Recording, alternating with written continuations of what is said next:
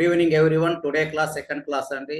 ఈ సెకండ్ క్లాస్లో మనం 27 నక్షత్రాల పద్ధతి గురించి వివరంగా తెలుసుకుందామండి. ఈ 27 నక్షత్రాల పద్ధతి అంటేనే కేపీ మెథడ్ అండి. మనం నిన్నటి క్లాసుల్లో 12 రాసులు, వాటి యొక్క ప్రధానమైన కారకత్వం ఏంటిది, ఆ 12 రాసులలో మనం కోణ స్థానాలు, కేంద్ర స్థానాల యొక్క ప్రధానమైన ప్రాముఖ్యత ఏమిటో తెలుసుకున్నామండి. ఇప్పుడు ఈ రెండవ క్లాసులో 27 నక్షత్రాల పద్ధతి గురించి వివరంగా తెలుసుకుందాం. మనకు 9 గ్రహాలు ఉంటాయండి రాశి చక్రంలో. ఈ 9 గ్రహాలకు ఒక్కొక్క గ్రహానికి 3 నక్షత్రాలు డిస్ట్రిబ్యూట్ చేయడం జరిగింది. ఈ 3 నక్షత్రాల మీదనే డిపెండ్ అయి ఉంటుంది. ఒక్కొక్క గ్రహానికి 3 నక్షత్రాలు కాబట్టి ఆ గ్రహానికి సంబంధించిన ఫలితాలన్నీ ఆ 3 నక్షత్రాల మీదనే డిపెండ్ అయి ఉంటుందండి. ఇది 100% ప్రిడిక్టివ్ రూల్. కాబట్టి ఇక్కడ 9 గ్రహాలకు సంబంధించిన నక్షత్ర పట్టిక ఇచ్చానండి. Part 1, part 2, part 3. వీటి యొక్క డిగ్రీలను మన మైండ్లో ఉంచుకోవాలండి. వీటి యొక్క డిగ్రీలు తెలిసినప్పుడు మాత్రమే ప్రిడిక్షన్ అనేది చాలా అక్యురేట్గా చెప్పగలం. మరి ఎలా ఐడెంటిఫై చేయడం అండి? చూడండి, ఇక్కడ నేను మీకు ఎవరికైతే బుక్స్ ఉన్నాయో బుక్లో కూడా నేను ఈ విధంగా 27 నక్షత్రాలకు సంబంధించిన డిగ్రీస్ పట్టిక ఇచ్చానండి. మరి ఎందుకు ఈ డిగ్రీస్ని ఎందుకు ప్రధానంగా పరిగణలోకి తీసుకోవాలి? ఇప్పుడు ఉదాహరణకు ఒక రాశిచక్రం చూపిస్తున్నానండి. ఇక్కడ చూడండి, అక్టోబర్ 12, 1931 ఉదయం 7:54:05 ఇవి మచిలీపట్నం లాటిట్యూడ్ లాంగిట్యూడ్స్ అండి. ఇది మన గురువు గారి కేఎన్ రావు గారి బర్త్ చార్ట్ అండి. One of the best astrologer in the world అండి.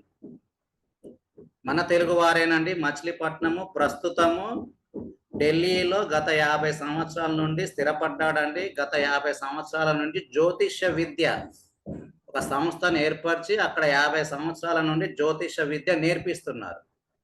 ఈ గురువు గారు నాకు ఫస్ట్ గురువు గారు అండి. కేఎన్ రావు గారు అనేది, కాటంరాజు నారాయణరావు గారు, one of the best astrologer in the world. ఇక్కడ చూడండి, ఈ సమయం ప్రకారం లగ్నం ఏమైందండి? తులా లగ్నం అయింది. ఈ లగ్నం ఎలా వస్తుందో అందరికీ తెలిసిన విషయమేనండి. ఏదో ఒక సాఫ్ట్వేర్ ఉంటుంది. ఆ సాఫ్ట్వేర్లో date of birth, time of birth, place of birth enter చేయంగానే ఈ విధంగా డిగ్రీలతో పాటు ఉన్న చార్ట్ రావాలండి మనకు. ఈ డిగ్రీలతో పాటు ఉన్న చార్ట్ ప్రకారం ఇక్కడ తులా లగ్నం అయిందండి. చాలా క్లియర్గా అబ్జర్వ్ చేయండి. తులా లగ్నం అయింది. ఇక్కడ తులా లగ్నము 21:44:06 ఉందండి. అంటే లగ్నం ఎక్కడ స్టార్ట్ అయింది? 21 డిగ్రీల దగ్గర స్టార్ట్ అయిందండి. అంటే తులారాశి మొత్తం లగ్నం కాదు, గుర్తుపెట్టుకోండి. 21 డిగ్రీల దగ్గర స్టార్ట్ అయింది. 21 డిగ్రీల నుండి రెండవ స్థానం డిగ్రీలు వృశ్చిక రాశిలో 20:53:41 ఉంది. అంటే 1వ స్థానం డిగ్రీల నుండి 2వ స్థానం డిగ్రీల వరకు 1వ స్థానం అవుతుంది, ఫస్ట్ హౌస్ అవుతుంది, ఫస్ట్ భావం అవుతుంది. ఇదే పద్ధతిలో 12 స్థానాలను పరిగణలోకి తీసుకోవాలండి. ఇక్కడ ఉదాహరణకు చూడండి, తులా లగ్నం తీసుకున్నాం. ఈ తులా లగ్నానికి 2వ స్థానం వృశ్చిక రాశి, 3వ స్థానము ధనుసు రాశి, 4వ స్థానము మకరం, 5వ స్థానము కుంభము, 6వ స్థానము మీనం. అంటే ఇక్కడ గురుగ్రహం 3, 6 స్థానాలకు అధిపతి అయ్యాడు. అంతే కదండి, క్లియర్గా తెలుస్తుంది కదా. ఇక్కడ ఇచ్చాను చూడండి, ఇక్కడ గురుగ్రహం 3, 6 స్థానాలకు అధిపతి. చాలా క్లియర్గా ఇచ్చానండి. ఈ 3, 6 స్థానాలకు అధిపతి అయిన ఈ గురుగ్రహము 10వ స్థానం కర్కాటక రాశిలో 24:48:07 ఉంది. కాబట్టి బుధ గ్రహానికి చెందిన ఆశ్లేష నక్షత్రంలో స్థితి అయింది. అంటే మనకి ఈ డిగ్రీలు తెలియాలండి. అంటే ప్రతి రాశిలో 3 నక్షత్రాలు ఉంటాయి. ఇక్కడ గురుగ్రహం 24:48:07 స్థితి అయింది. చూడండి, ఇక్కడ డిగ్రీ చూడండి. ఇగో కర్కాటక రాశిలో 3 నక్షత్రాలు ఉన్నాయి. గురుగ్రహానికి చెందిన పునర్వసు నక్షత్రము 0 నుండి 3.20, మళ్ళీ శని గ్రహానికి చెందిన పుష్యమి నక్షత్రము 3.20 నుండి 16.40, తర్వాత ఆశ్లేష నక్షత్రం బుధ గ్రహానికి చెందిన 16.40 నుండి 30 డిగ్రీల వరకు ఉంది. అంటే గురువు గారి చార్ట్లో 3, 6 స్థానాలకు అధిపతి అయిన గురుగ్రహం ఈ ఆశ్లేష నక్షత్రంలో స్థితి అయింది. అంతే కదండి. ఈ ఆశ్లేష నక్షత్రంలో గురుగ్రహం స్థితి కావడం చేత ఆశ్లేష నక్షత్రానికి అధిపతి ఎవరు? బుధుడు. కాబట్టి ఇక్కడ బుధుడు లగ్నం ప్రకారము 9, 12 స్థానాలకు అధిపతి అయ్యాడు. క్లియర్ కదండి. అంటే గురుగ్రహము 9, 12 స్థానాల్లో బలంగా ఉన్నాడు. 10వ స్థానంలో బలంగా లేడండి. అర్థమైందా? 9, 12 స్థానాల్లో బలంగా ఉన్నాడు. ఎందుకు? ఇక్కడ స్పెసిఫిక్ గా ఈ గురుగ్రహము బుధ నక్షత్రంలో స్థితి కావడం చేత 9, 12 స్థానాల్లో బలంగా ఉన్నాడని అర్థం చేసుకోవాలి. చాలా మంది వేదికలు ఏం చెప్తారు, 3వ స్థానానికి అధిపతి అయింది, అలాగే 6వ స్థానం మీనరాశికి అధిపతి అయింది కాబట్టి 3, 6 స్థానాలకు సంబంధించిన ఫలితాలే ఇస్తుందని చాలా మంది వేదికలు ఉన్న వాళ్ళు చెప్తారు. ఇది 100% రాంగ్. ఫస్ట్ ప్రయారిటీ ఏంటిది? స్థితి చూడాలి.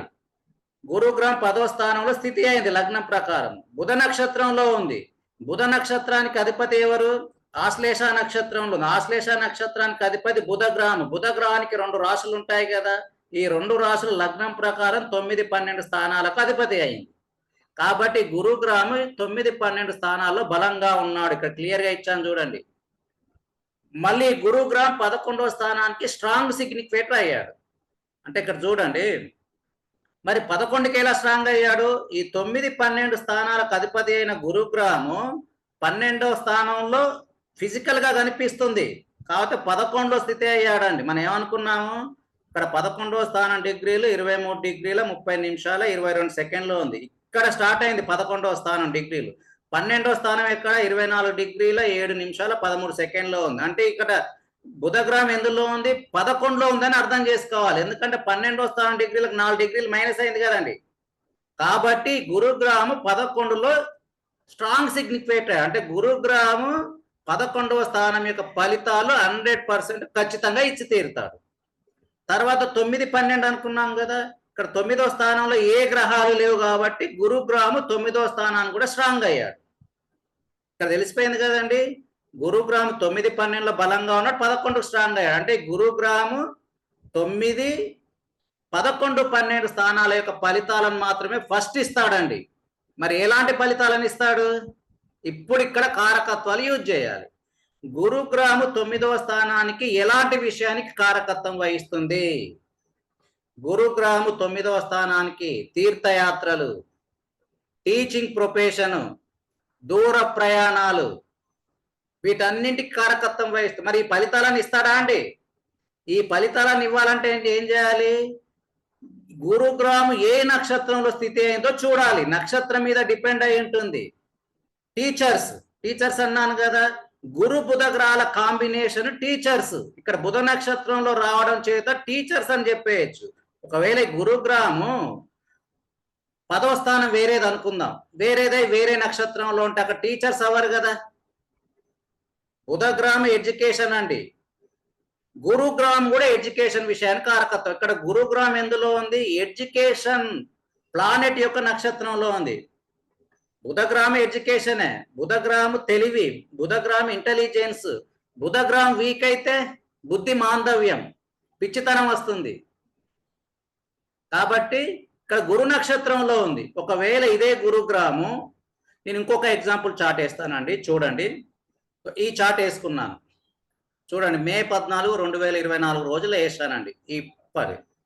ఇక్కడ ఏం వేసాను ఇప్పుడు చూద్దాం. గురుగ్రహము ఇక్కడ లగ్నం ఏమైందండి? సింహ లగ్నం అయింది ఈ రాశికి.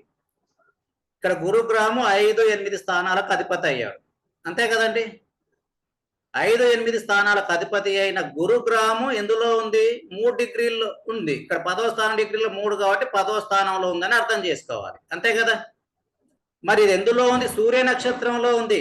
ఈ గురుగ్రహం సూర్య నక్షత్రంలో స్థితి కావటం చేత ఎన్ని డిగ్రీస్ లో ఉందండి? అది ఇక 3 డిగ్రీస్ లో ఉంది. అంటే వృషభ రాశిలో 0 నుండి 10 డిగ్రీల వరకు సూర్యగ్రహానికి చెందిన కృతికా నక్షత్రంలో ఉందని అర్థం చేసుకోవాలి. ఇక్కడ 3 డిగ్రీల్లో సూర్య నక్షత్రంలో ఉంది కాబట్టి లగ్నానికి బలంగా ఉన్నాడు.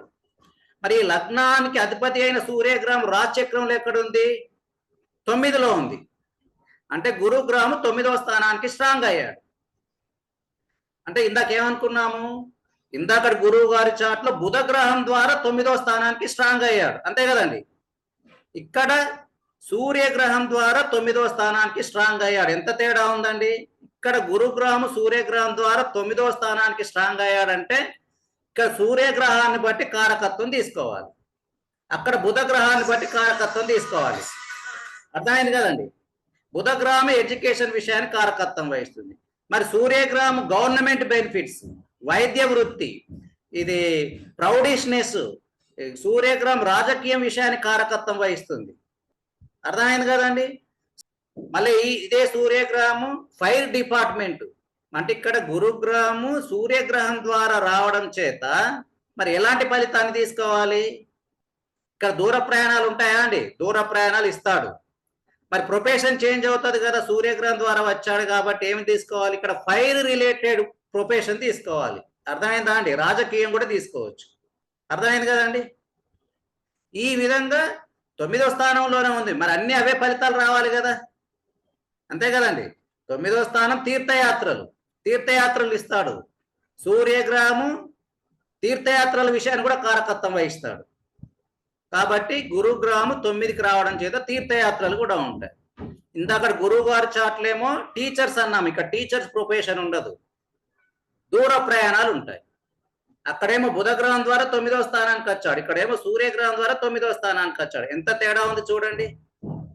కాబట్టి మన కారకత్వాల మీద చాలా పట్టు ఉండాలండి. కారకత్వాలు మీరు ఎంత ఎక్కువగా నేర్చుకుంటే అంత మంచిది. అలాగే చూడండి, గురుగ్రహం 9కి స్ట్రాంగ్ అయ్యాడు. అంటే గురువు గారు గత 50 సంవత్సరాలు టీచింగ్ ఫీల్డ్లోనే ఉన్నాడు. మళ్ళీ బుధగ్రహము జ్యోతిష్యానికి కారకత్వం వహిస్తుందండి. అంటే బుధ నక్షత్రంలోనే ఉంది కదా. ఈ విధంగా చూడాలి. తర్వాత ఇంకొక ప్లానెట్ తీసుకుందామండి. ఉదాహరణకు బుధగ్రహం చూడండి 9, 12 స్థానాలకు అధిపతి అని క్లియర్గా తెలుస్తుంది, అంతే కదండి. 9, 12 స్థానాలకు అధిపతి అయింది. ఈ 9, 12 స్థానాలకు అధిపతి అయిన బుధగ్రహం ఎక్కడ ఉంది? 11లో ఉంది, 12లో లేదండి. ఫిజికల్ గా 12లో కనిపిస్తుంది, డిగ్రీస్ ప్రకారము 11లో ఉందని అర్థం చేసుకోవాలి. మరి 11వ స్థానంలో ఏ నక్షత్రంలో ఉంది? 20 డిగ్రీల 10 నిమిషాల 11 సెకండ్లో ఉందంటే ఏ నక్షత్రంలో ఉందని అర్థం చేసుకోవాలి? చంద్రగ్రహానికి చెందిన హస్తా నక్షత్రంలో ఉంది. చూడండి ఎందులో ఉందండి? హస్తా నక్షత్రం ఎక్కడ స్టార్ట్ అయింది? 10 డిగ్రీల నుండి 23.20 డిగ్రీల వరకు చంద్రగ్రహానికి చెందిన హస్తా నక్షత్రం. అంటే ఎందులో ఉందండి? 20 డిగ్రీస్లో ఉందంటే హస్తా నక్షత్రమే కదా. కాబట్టి ఇక్కడ చంద్రగ్రహం ఎక్కడ ఉంది? 12లో ఉంది, చూడండి, అంతే కదండి. అంటే ఇక్కడ బుధగ్రహం 12వ స్థానానికి అధిపతి అయ్యాడు, 12కు మళ్ళీ స్ట్రాంగ్ అయ్యాడు. అంటే డబుల్ టైం వచ్చింది కదండి. ఏ ప్లానెట్ అయినా సరే ఒకే స్థానానికి డబుల్ టైం, త్రిబుల్ టైం వచ్చింది అనుకోండి, ఆ 12వ స్థానం యొక్క ఫలితాలు 100% కంటే ఎక్కువగా ఇచ్చి తీరుతాడు. మరి బుధగ్రహం 12వ స్థానానికి ఎలాంటి విషయాన్ని కారకత్వం వహిస్తాడు? జ్యోతిష్యంలో ఇంట్రెస్ట్ విషయాన్ని కారకత్వం వహిస్తాడండి. మరి మూన్ ఏంటండి? మూన్ ఏంటి? మూన్ 12వ స్థానానికి ఎలాంటి విషయాన్ని కారకత్వం వహిస్తాడు? స్లీపింగ్ డిజార్డర్స్ ఇస్తాడు. మరి ఇక్కడ వీక్ అయ్యాడు కదా, కొద్దిగా స్లీపింగ్ డిజార్డర్స్ ఉంటాయని అర్థం. మరి ఇక్కడ 12వ స్థానం అధిపతి అయ్యాడు, మళ్ళీ 12కు స్ట్రాంగ్ అయ్యాడు. ఎవరి ద్వారా స్ట్రాంగ్ అయ్యాడు? 12కు చంద్రగ్రహం ద్వారానే కదండి, అంతే కదా. కాబట్టి ఇక్కడ బుధగ్రహం 12వ స్థానానికి 2 టైమ్స్ వచ్చాడు కాబట్టి స్లీపింగ్ డిజార్డర్స్ ఉండవు, నిద్రకు సంబంధించిన సమస్యలు ఉండవు అని చెప్పేయచ్చు. ఎందుకంటే 12వ స్థానం పడక సుఖాలండి, నిద్రపోవడం, హాయిగా నిద్రపోవడం 12వ స్థానం కూడా. ఈ విధంగా మనం కారకత్వాలను బట్టి ప్రిడిక్షన్ చేంజ్ అవుతూ ఉంటుందండి. అలాగే శని గ్రహం చూద్దామండి. ఇది ఒకటి చెప్తాను. శని గ్రహం ఈ లగ్నం ప్రకారం 4, 5 స్థానాలకు అధిపతి, క్లియర్ గా తెలుస్తుంది. 4, 5 స్థానాలకు అధిపతి అయిన శని గ్రహము ఇక్కడ ఎందులో ఉందండి? 3వ స్థానం ధనుసు రాశిలో ఉంది, ఇది కూడా క్లియర్ గా తెలుస్తుంది. మరి 3వ స్థానం ధనుసు రాశిలో శని గ్రహం 24 డిగ్రీల 10 నిమిషాల 12 సెకండ్లో ఉంది. మరి ఏ నక్షత్రంలో ఉందండి?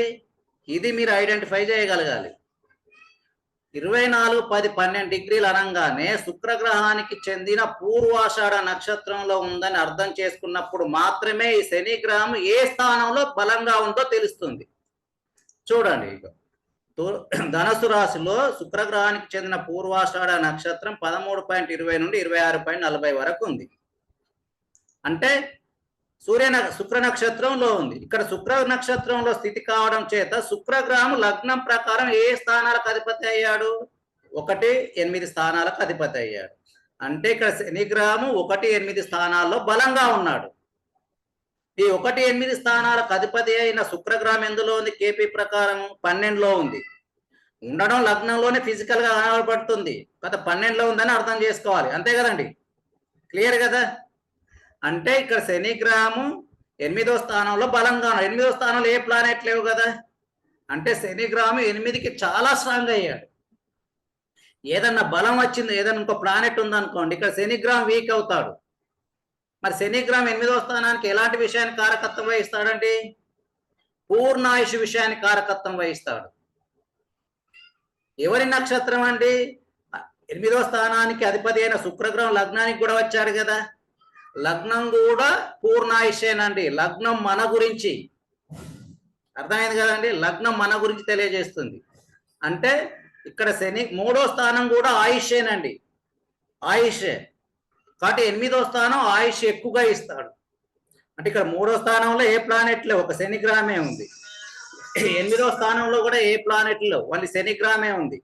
అంతే కదండి, ఏదైనా ప్లానెట్లు ఉంటే 8వ స్థానంలో శని గ్రహం వీక్ అయ్యాడని అర్థం చేసుకోవాలి, అప్పుడు ఆయుష్ తగ్గుతుంది. 1వ స్థానం కూడా ఆయుషే. అంటే ఇక్కడ చూడండి, ఇప్పుడు గురువు గారికి ఎన్ని ఇయర్స్ ఉన్నాయండి? ఆల్మోస్ట్ 95 ఇయర్స్ ఉన్నాయి కదండి. ప్రజెంట్ ఢిల్లీలో ఉన్నారండి గురువు గారు. మళ్ళీ 1వ స్థానం వెళ్తూ కదా, శుక్రగ్రహము 1వ స్థానానికి మంచి ఆరోగ్యం ఇవ్వడానికి కారకత్వం వహిస్తాడండి. 1వ స్థానానికి అధిపతి అయ్యాడు కదా, ఇది కూడా చూడ. అంటే ఇక్కడ శుక్రగ్రహము 1వ స్థానం, అది ఇక్కడ శని గ్రహము 1వ స్థానాధిపతి ద్వారా 8లో స్ట్రాంగ్ అయ్యాడు. అంతే కదండి. ఒకవేళ కుజగ్రహం ద్వారా 8వ స్థానానికి స్ట్రాంగ్ అయ్యాడు అనుకుందాం, అప్పుడు ఆయుష్ ఇస్తాడా అండి? ఫైటింగ్స్ ఇస్తాడు. అర్థమైందా అండి ఎంత తేడా ఉంది? అంటే శని గ్రహం 8కి స్ట్రాంగ్ అయినంత మాత్రాన అవే ఫలితాలు ఉండవండి, నక్షత్రాన్ని బట్టి మారుతా ఉంటాయి. ఉదాహరణకి ఈ ఎగ్జాంపుల్ చార్ట్ లో చూద్దాము. ఇక్కడ శని గ్రహము లగ్నం ప్రకారం 6 7 స్థానాలకు అధిపతి అయ్యాడు, 7వ స్థానంలోనే ఉంది. మరి గురు నక్షత్రంలో ఉంది కదా, ఇది గురు నక్షత్రంలో ఉండడం చేత ఎక్కడికి వెళ్ళిందండి? ఇక్కడ గురుగ్రహం 10లో ఉంది కాబట్టి 10కి స్ట్రాంగ్ అయ్యాడు. ఇక్కడ శని గ్రహం గురుగ్రహం ద్వారా 10కి స్ట్రాంగ్ అయ్యాడు. అంతే కదండి, అంతే కదా. ఎప్పుడైనా సరే ఎవరి రాశి చక్రంలో అయినా సరే గురు శని గ్రహాలు కలిసి ఒకరి దగ్గరికి వస్తే లైఫ్ లాంగ్ ఇన్కమ్ చాలా బాగుంటుందని తంబురులు రాసుకోండి. గురు శని గ్రహాల కాంబినేషన్ ఒకే దగ్గరికి వచ్చిన 159 కాంబినేషన్ లో ఉన్న లైఫ్ లాంగ్ ఇన్కమ్ స్టేబుల్ గా ఉంటుంది. అసలు ఫైనాన్షియల్ కి సంబంధించిన ఫలితాలు చాలా చాలా పాజిటివ్ గా ఉంటాయి, అసలు నెగటివ్ గా ఉండవండి ఈ గురు శని గ్రహాల కాంబినేషన్ వస్తే.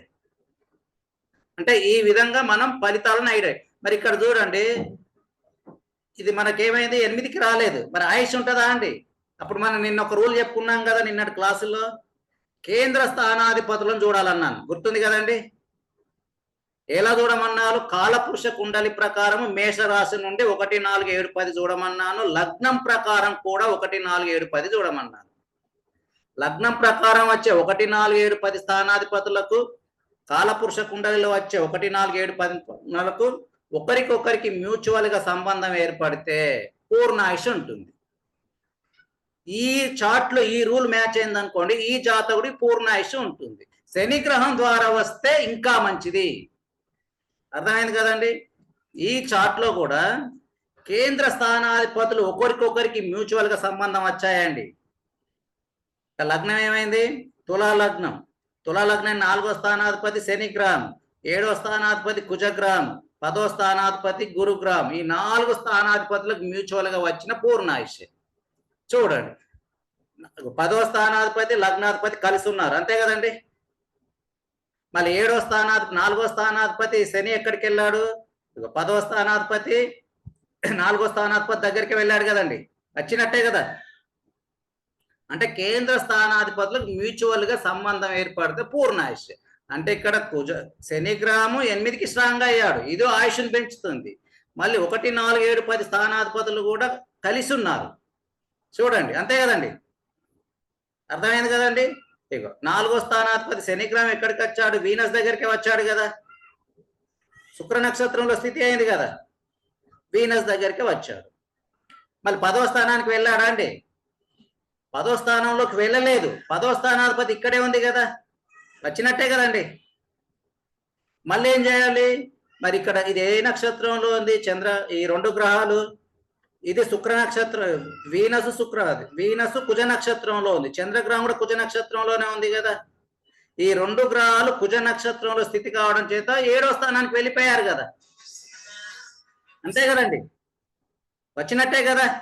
1, 4, 7, 10 స్థానాధిపతులకు ఇలా వచ్చినంత మాత్రాన కాదండి, ఆ అధిపతులు కూడా స్ట్రాంగ్ అవ్వాలి.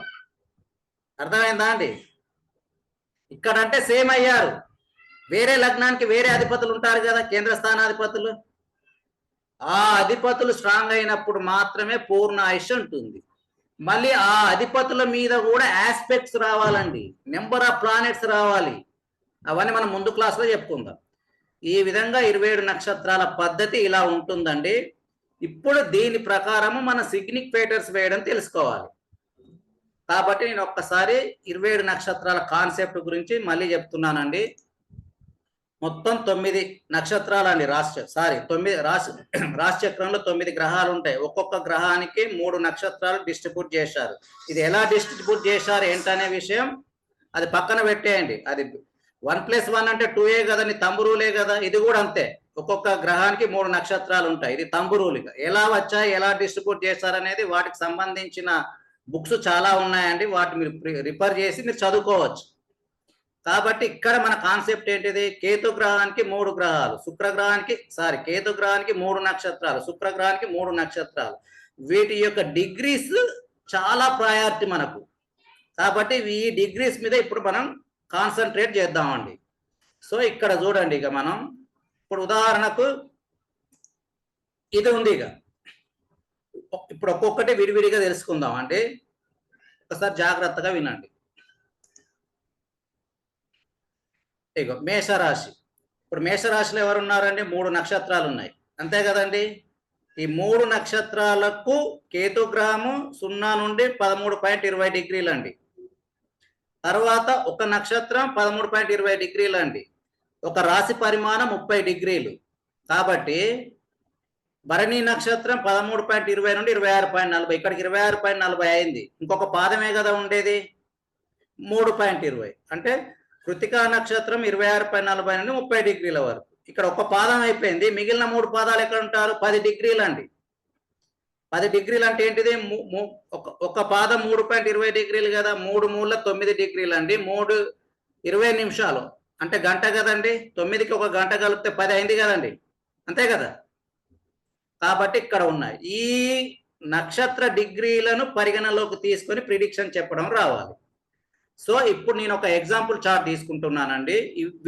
వీటిని వేయడానికి ఈ చార్ట్ ఉందండి.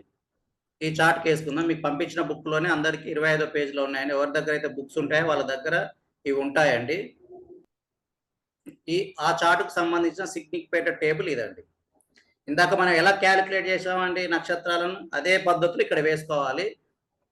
చూడండి, ఇక ఇది చార్ట్ అండి. ఇప్పుడు ఈ చార్ట్కు సిగ్నిఫికేటర్స్ వేయడం తెలియాలండి మనకు. ఇక్కడ చూడండి, జూన్ 19, 1967 సాయంత్రం 5:18 కరీంనగర్ అండి. ఈ చార్ట్కి ఇప్పుడు 12 స్థానాలకు సిగ్నిఫికేటర్స్ ఎలా వేయాలండి? మన ఇందాక గురువు గారు చార్ట్లో చెప్పుకున్నాం కదండి, ఇదే పద్ధతిలో 12 స్థానాలకు సిగ్నిఫికేటర్స్ వేయడం రావాలి. ఒకసారి చూడండి, ఇక ఇది చార్ట్ అండి. ఇక్కడ మనకు లగ్నం ప్రకారము ఎవరయ్యారండి? వృశ్చిక లగ్నం అయింది, అంతే కదండి. ఇక్కడ చూడండి, ఇక్కడ ఏమిచ్చాను? బిఎల్, పీసీబిఎల్, ఆక్యుపెంట్, పీసీఓ అని ఇచ్చాను.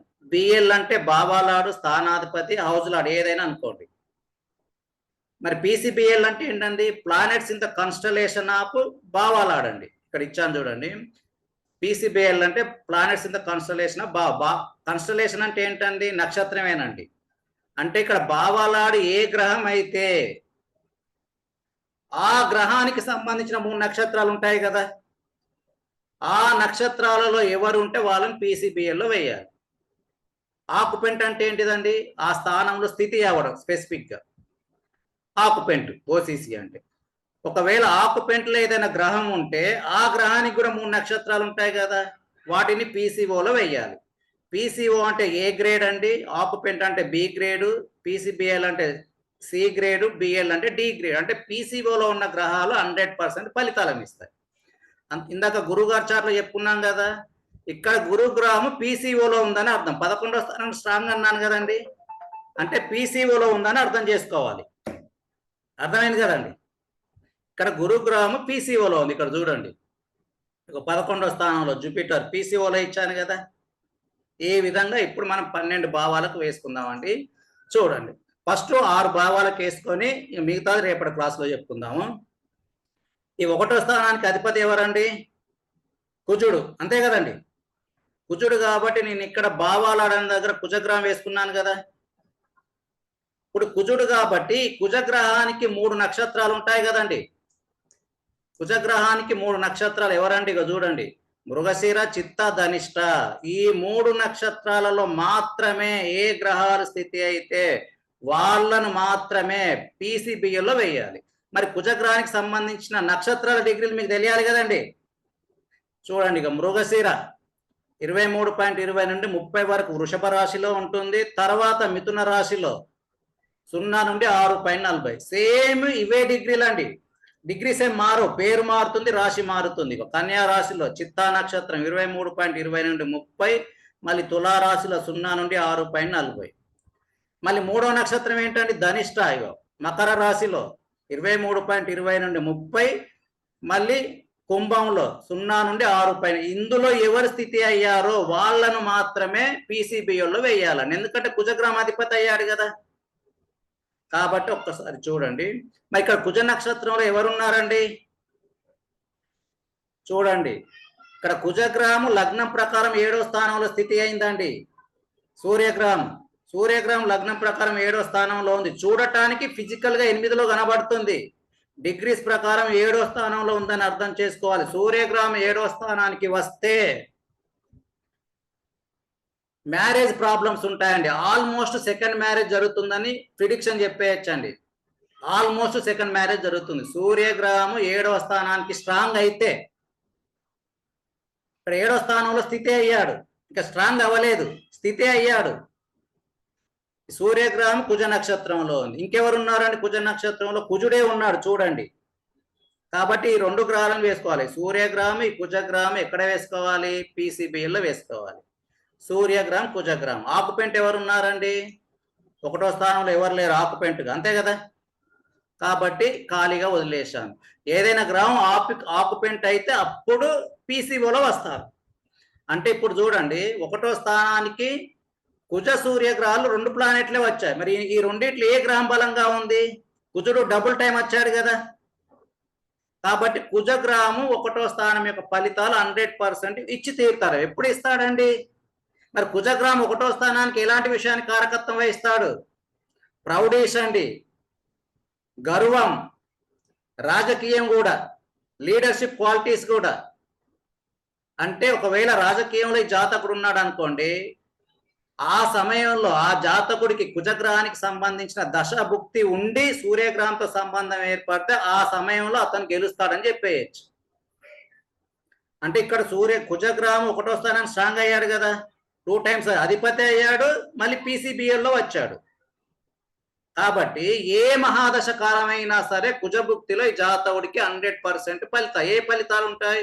కుజగ్రహానికి 1వ స్థానము, కుజగ్రహం ఎలాంటి విషయాన్ని కారకత్వం వహిస్తుంది ఆ ఫలితాలను మాత్రమే ఇస్తాడండి, అన్ని ఫలితాలు కాదు. కుజగ్రహము స్పెసిఫిక్ గా 1వ స్థానానికి ఎలాంటి విషయాన్ని కారకత్వం వహిస్తాడు ఆ విషయాలు. తర్వాత 2వ స్థానం ధనుసు రాశికి అధిపతి ఎవరండి? గురుగ్రహం. కాబట్టి ఇక్కడ గురుగ్రహం వేషాన్ని చూడండి. ఇప్పుడు ఏం చేయాలి? సేమ్ ఇదే పద్ధతిలో గురుగ్రహానికి కూడా 3 నక్షత్రాలు ఉంటాయి కదా. ఏ నక్షత్రాలండి? పునర్వసు, విశాఖ, పూర్వభాద్ర. మరి 3 నక్షత్రాల డిగ్రీస్ తెలియాలి కదా మనకు. చూడండి, పునర్వసు మిథున రాశిలో 20 నుండి 30 డిగ్రీల వరకు, తర్వాత కర్కాటక రాశిలో 0 నుండి 3.20 డిగ్రీల వరకు, తర్వాత తులా రాశిలో విశాఖ నక్షత్రం 20 నుండి 30, 0 నుండి 3.20 వృచ్చికంలో, తర్వాత కుంభరాశిలో పూర్వాభాద్ర 20 నుండి 30, తర్వాత మీనంలో 0 నుండి 3. డిగ్రీ సేమ్ అండి, డిగ్రీ సేమ్ మారవు, వాటి యొక్క రాశి మారుతుందండి, మీరు గుర్తుపెట్టుకోండి. కాబట్టి ఇప్పుడు మనం ఏం చేయాలి, ఈ నక్షత్రాలలో ఏ గ్రహాలు స్థితి అయ్యారు చూడాలి. ఎందుకంటే 2వ స్థానానికి అధిపతి గురు గ్రహం కాబట్టి గురు నక్షత్రంలో ఎవరున్నారండి, బుధ గ్రహం ఉంది. 20 నుండి 30 డిగ్రీలు అని చెప్పుకున్నాం కదా, చూడండి పునర్వసు 20 నుండి 30 డిగ్రీలు కాబట్టి ఇక్కడ బుధ గ్రహము 20 నుండి 30 డిగ్రీల్లో ఉంది కాబట్టి బుధ గ్రహం వేసుకోవాలి. తర్వాత ఇక్కడ చూడాలి పునర్వసు విశాఖ నక్షత్రం తులారాశిలో చూడండి, విశాఖ నక్షత్రంలో చంద్రగ్రహం ఉంది. చూడండి ఇక విశాఖ నక్షత్రంలో 20 నుండి 30 కాబట్టి ఇక్కడ చంద్రగ్రహము విశాఖ నక్షత్రం, అంటే ఈ జాతకుడి యొక్క జన్మ నక్షత్రం ఏంటిది, విశాఖ నక్షత్రం. మరి ఏ పాదంలో ఉంది, 20 నుండి 23 పాయింట్ వరకు 1వ పాదం అండి, 20 నుండి 26.40 వరకు 2వ పాదము, మరి 26.40 నుండి 30 వరకు 3, అంటే ఇది 3వ పాదంలో ఉంది, అంతే కదా. చాలా మంది ఏం చెప్తారు, ఏ పాదం అంటారు, ఇక్కడ పాదంతో సంబంధం లేదండి. చాలా మంది ఏమనుకుంటారు, నాది ఇన్నో పాదం అండి, ఈ నెల ఎలా ఉంటుంది అంట, ఎవ్వరు చెప్పలేరు అది. కాబట్టి ఇది చంద్ర నక్షత్రంలో ఉంది కాబట్టి ఇక చంద్రగ్రహం కూడా వేసుకోవాలి. ఇక అంటే బుధ చంద్రగ్రహాలు వచ్చారు, అంతే కదండి. మరి 2వ స్థానంలో ఏ గ్రహాలు ఉన్నాయో ఆక్యుపెంట్ గా ఎవ్వరు లేరు, ఖాళీగా వదిలేశాను. అంటే 2వ స్థానంలో ఇక్కడ ఏ గ్రహం బలంగా ఉందండి, బుధ గ్రహం బలంగా ఉందా, చంద్రగ్రహం బలంగా ఉందా. అప్పుడు ఏం చేయాలి, ఈ గురుగ్రహము చంద్ర బుధ గ్రహాలకు ఎవరితో ఎక్కువ సంబంధం ఏర్పడిందో రాశి చక్రంలో చూడాలి. ఇక్కడ ఉంది గురుగ్రహం, గురుగ్రహానికి 12లో బుధ గ్రహం ఉన్నాడు. ఇక్కడ బుధ గ్రహము గురుగ్రహము రెండు ఒకే దగ్గర ఉన్నారు కదండి, లాజిక్ ప్రకారం. బుధ గ్రహం 8లోనే ఉంది, గురుగ్రహం కూడా 8లోనే ఉంది కదా, అంతే కదండి. ఇది చంద్రగ్రహానికి సంబంధించిన రాశి అయింది, అంతే కదా. కాబట్టి గురుగ్రహానికి వెనుక అంటే పక్కనే ఉన్నట్టు కదా బుధ గ్రహము, కాబట్టి ఇక్కడ బుధ గ్రహము ఫస్ట్ ప్రయారిటీ ఇవ్వాలి, అర్థమైంది కదా. అంటే 2వ స్థానం యొక్క ఫలితాలు ఫస్ట్ బుధ గ్రహం ఇస్తాడు, సెకండ్ ప్రయారిటీ ఎవరికి ఇవ్వాలి, చంద్రగ్రహానికి ఇవ్వాలి. మరి ఎలాంటి ఫలితాలండి, బుధ గ్రహము 2వ స్థానానికి ఎలాంటి విషయాన్ని కారకత్వం వహిస్తాడు. బుధ గ్రహము 2వ స్థానానికి వాక్ శుద్ధి అండి, మంచిగా మాట్లాడడం, అట్రాక్ట్ అయ్యే విధంగా మాట్లాడడం. ఒకవేళ బలహీనంగా బుధగ్రహం ఉందనుకోండి, నత్తిగా మాట్లాడతారు, అర్థమైందా అండి. బుద్ధి మాందవ్యం కూడా వస్తుంది. బుధగ్రహం 2వ స్థానానికి బుద్ధి విషయాన్ని కూడా కారకత్వం వహిస్తాడు, ఇంటెలిజెన్స్ విషయాన్ని కూడా కారకత్వం వహిస్తాడు, నాలుక విషయాన్ని కారకత్వం వహిస్తాడు బుధుడు. కాబట్టి ఈ ఫలితాలన్నీ పాజిటివ్ గా ఉంటాయని చెప్పేయచ్చు. 2వ స్థానం బాల్యంలో విద్యాభ్యాసం అండి, ఒకవేళ చైల్డ్ వచ్చాడు అనుకోండి, దీన్ని బట్టి చెప్పేయచ్చు బాల్యంలో విద్య ఎలా ఉంటుందనేది. తర్వాత 3వ స్థానం అండి, వృశ్చిక లగ్నానికి 3వ స్థానం ఏదైందండి, మకరం అయింది. ఈ మకరానికి అధిపతి ఎవరు, శని గ్రహం, కాబట్టి ఇక్కడ శని ఏషాన్ని చూడండి. మరి శని గ్రహానికి 3 నక్షత్రాలు ఉంటారు కదా, పుష్యమి, అనురాధ, ఉత్తరభాద్ర. చూడండి ఇక శని గ్రహం పుష్యమి, అనురాధ, ఉత్తరభాద్ర 16.40 నుండి 3.20 నుండి 16.40 వరకు ఉంటాయండి. చూడండి ఇగో పుష్యమి 3.20 నుండి 16.40, మళ్ళీ డిగ్రీ సేమ్ అండి. అనురాధ 3.20 నుండి 16.40, తర్వాత ఉత్తరభాద్ర 3.20 నుండి 16.40. ఈ డిగ్రీలలో ఎవరు పొజిట్ అయ్యారో చూద్దాం. ఎవరున్నారండి, పుష్యమి నక్షత్రంలో ఎవరున్నారు, గురుగ్రహం ఉంది చూడండి. తర్వాత ఇంకెవరున్నారు, అనురాధలు ఎవరు లేరు. మరి ఉత్తరభాద్రలో ఎవరున్నారండి, 16.40 వరకే, కాబట్టి ఇక్కడ శనిగ్రహం కూడా లేదు. కాబట్టి ఎవరున్నారు, ఒక గురుగ్రహం మాత్రమే ఉన్నాడు. చూడండి గురుగ్రహం వేసుకున్నాను, ఆకుపెంట ఎవరు లేరు, వదిలేశాను. తర్వాత 4వ స్థానానికి కుంభరాశికి అధిపతి శనియే కదండి, సేమ్ యాజ్ ఇట్ ఈస్ గా వేస్తారు. మరి 4వ స్థానంలో ఏ గ్రహాలు ఉన్నాయని స్థితి అయ్యాయి, ఎవ్వరు లేరు. ఒకవేళ శని గ్రహం 17 డిగ్రీస్లో ఉంటే 4వ స్థానంలో ఉందని అర్థం చేసుకోవాలండి. మనకు 3 డిగ్రీలు మినిమం, కాబట్టి ఇది 2 డిగ్రీలే కదా మైనస్ అయింది. ఈ శని గ్రహం 5వ స్థానంలో ఉందని అర్థం చేసుకోవాలి. ఇప్పుడు 5వ స్థానానికి అధిపతి ఎవరండి, గురుగ్రహం. ఇక్కడ గురు వేసుకున్నాం, ఇక్కడ 2వ స్థానానికి అయ్యాడు కదా. ఇక్కడ చంద్ర బుధ గ్రహాలు వచ్చారు కదండి, సేమ్ పీసీపీలో వాళ్ళే వస్తారండి.